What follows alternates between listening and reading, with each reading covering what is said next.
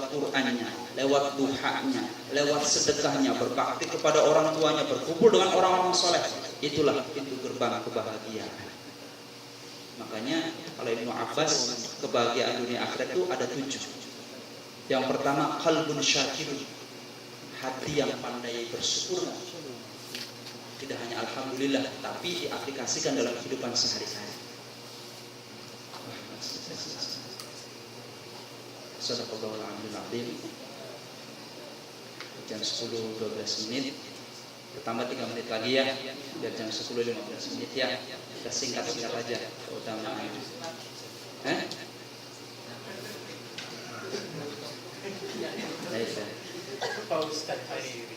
Iya. Jadi subhanallah.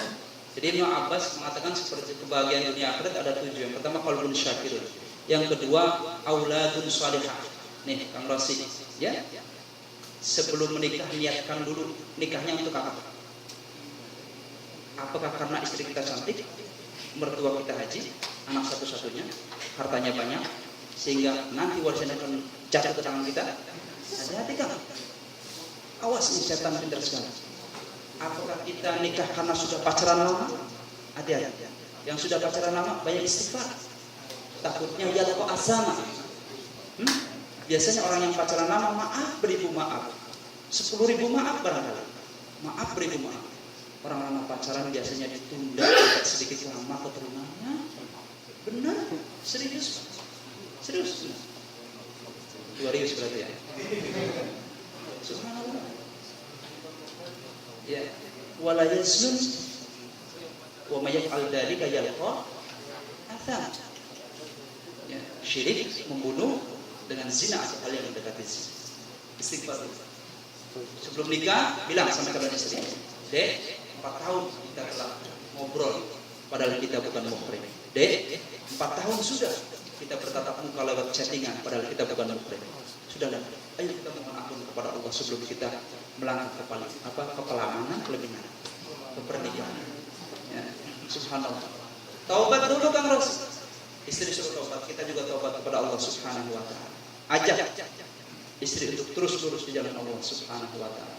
Sehingga yang tadinya Allah akan tetapkan satu hal menjadi yamhullah ma yasha' wa yuthbit. Allah tetapkan satu hal yang baru dengan ketetapan yang sesuai dengan takdir Allah Subhanahu wa taala. Makanya 2 hal yang bisa merubah ketetapan Allah. Ya, ketetapan qada maksudnya adalah subhanallah. Doa dengan taubat. Taubatan wa doa. Taubat dengan doa. Subhanallah teman-teman sekalian. 2 pintu ini. Ya.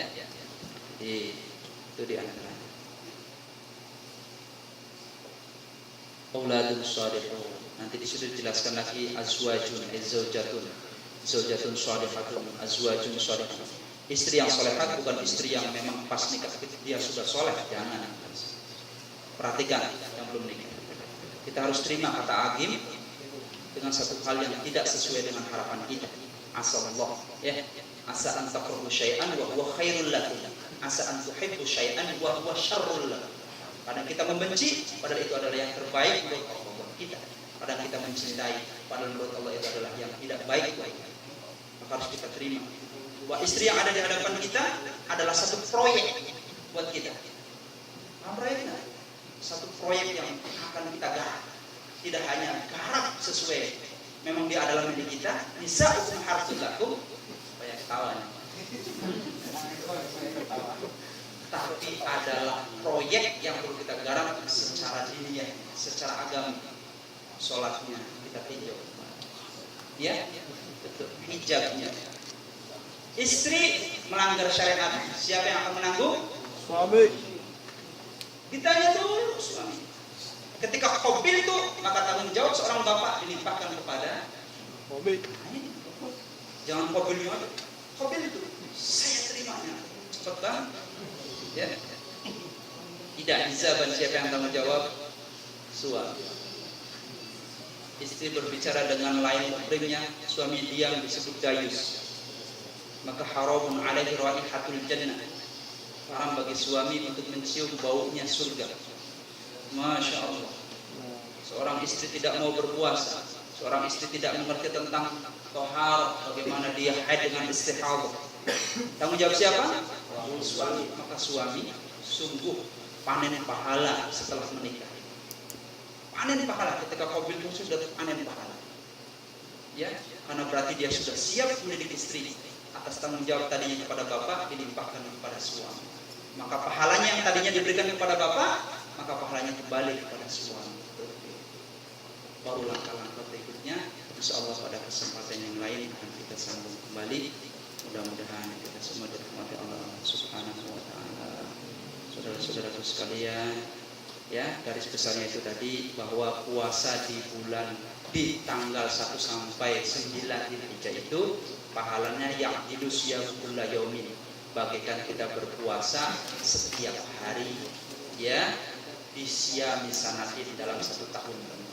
Barang siapa yang bisa qiyamul lail di 10 pertama bulan Dzulhijjah ini, maka bagikan dia sholat malam bertepatan dengan Lailatul Qadar. Kalau Lailatul Qadar khairun min alfi syahrin. Orang yang bisa bertepatan sholat malam, berbuat baik dengan Lailatul Qadar, maka pahalanya itu bagikan dia sholat sebanyak berapa? 1000. Ya, dan ini berada pada 10 pertama bulan Dzulhijjah. Insyaallah kalau nanti keputusan KMF kita Idul Adhanya hari Minggu tanggal 5, maka insyaallah kita puasa Arafahnya hari Sabtu. Hari Sabtu, karena hari Sabtu ini adalah tasyabuhu bil Yahud, bertepatan dengan Yahud, maka dahulukan hari sebelumnya, Jumat. Hari Jumat pun sama, haramun alaihi syam, maka boleh diawali kembali di hari Kamisnya.